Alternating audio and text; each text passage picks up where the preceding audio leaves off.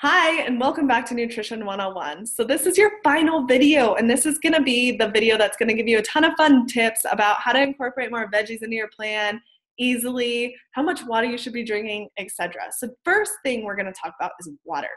You need to be drinking a good amount of water. Remember how we talked about your body being a huge percentage of water and how you need water to survive? You do. And soda, energy drinks, coffee, tea, those don't count as water. You need to have a certain amount of water each day. And how do you figure that out? So first and foremost, you take your weight. So I weigh 140 pounds. You're going to divide that by 2. 140 pounds means 70 ounces of water. So I take my body weight, divide it by 2, and then that's how much, basically half it, and that's how much water I'm supposed to be drinking each day. So I drink 70 ounces of water each day. Pretty easy, right? Now, I know a lot of people struggle with drinking unnecessary calories. I don't like to drink my calories and fats and carbs and protein and all that stuff. I like to eat it. So I really only drink water, unless I'm having a cocktail and on the occasion I'm having a coffee. So if you find yourself drinking juices or Gatorades or basically drinks that aren't water each day, you need to start limiting those, because that's going to be a huge source of added calories and carbs and fats and sugars that you don't need. So when it comes to kind of weaning yourself off of those things, I recommend cutting it down. You know, if you're a 7 days a week coffee drinker and you get your lattes, cut it down, maybe the six coffees this week, and then the next week 5 coffees, and then the next week 4 coffees, and the next week 3 coffees. So you're slowly ridding your body of that, and then you can have it once in a while. This is all about moderation, okay? And same with your juices and all of those things. It's better not to have them. Start drinking more water. And another thing that I do is if I do have a coffee or a cocktail or a juice or something, I'm going to drink an extra glass of water, because a lot of those things dehydrate you. So you need to drink more water anyhow. So it's kind of like, oh, if I have to drink that, then I also have to drink a glass of water. So there I am. So it kind of makes me really think about, do I want that? The second thing I want to talk to you about is sneaking in vegetables. This is something you're going to really have to work on, because you may be eating more vegetables than you ever have in your life. So one tip, add them to your shakes. Throw spinach or kale in your shake. You can't even taste it, I promise you. When it comes to pasta, I make pasta a lot in my house because it's very easy for me to sub my noodles and my carbs for vegetables. So I use zucchini noodles, and you can just get a zucchini spiralizer. I got mine at Ross for $5. You can get them at Target. You can get them anywhere. Get yourself one of those. Zucchini doesn't have a strong flavor, and it's very easy to warm up. So if you made a dinner for your family and you just need to warm up your zoodles, is what they're called, it takes you literally maybe 30 seconds to warm them up. So it's not like you're making a separate meal. And then you can put your sauce or whatever you put on top of their noodles on your zoodles. There's also something called spaghetti squash. A lot of people are freaked out about it, but all you do is you cut it in half, de-seed it, and you can put it face down on a cookie sheet and cook it for about 40 minutes. When it's cooked, you take a fork in it and it's literally noodles.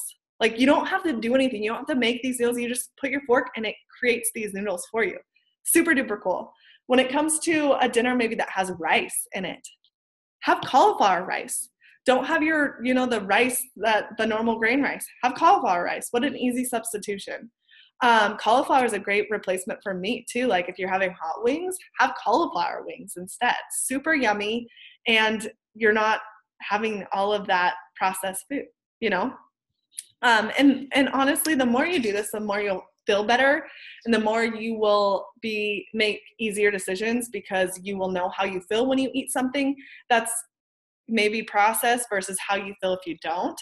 And you'll really start feeling how you can truly feel just amazing. And a lot of people don't realize that they can feel that good until they change their diet and what they're eating and what they're putting into their bodies.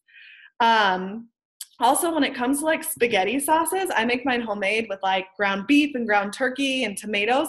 And I always add onions and peppers in my sauces. So I'm getting vegetables there without even really noticing it, and it adds more flavor. I add onions to everything. When I'm making tacos on taco night, I take the ground beef and then I add a whole onion in. It makes the taco meat go longer, so I only have to have 1 pound for my whole family because of the onions that I add in. So it saves me money, it saves us eating lots of meat, and then we're also getting veggies in. So anything you can add vegetables in, do it. And you'll find that the more you sneak them in, the more you don't even notice and the more they're really tasty. The other thing is when it comes to processed foods in your house, maybe you have small kids and they eat fruit snacks and chips or just cookies maybe in your pantry, try and put them out of sight or try not to buy them at all. Really, your kids will eat what you eat, and so will your spouse. So if you eat healthy and you don't bring that stuff into the house, then they won't eat it either. So that's one idea, is to not buy it at all. The other idea, buy small amounts of it, but put it like on the very top of your pantry or the very bottom so it's not at eye level and you actually have to kind of dig for it. Because if it's out of sight, out of mind, that truly does work. The other thing is keep prepped fruit. Like when you get home from the grocery store, prep your fruit, prep your vegetables. If you have like little containers of fruit and vegetables, it feels so fun to like grab them out and just eat them really quick. And you're going to want them more because they're at eye level and they look pleasing and they're already prepped and it's easy and you can just grab. So prep those right away and you'll have something, right? Like, especially when you're in a bind and in a hurry. And that's when we tend to make bad choices. And then the final thing is meal prep. Meal prep is so important, especially if you're out of the house often. It's super important to have things prepped for you that you can grab and go that save you from getting fast food or eating out. So a really easy way to think of things to prep is, first of all, I'm going to send you meal prep plans if you want some, so let me know.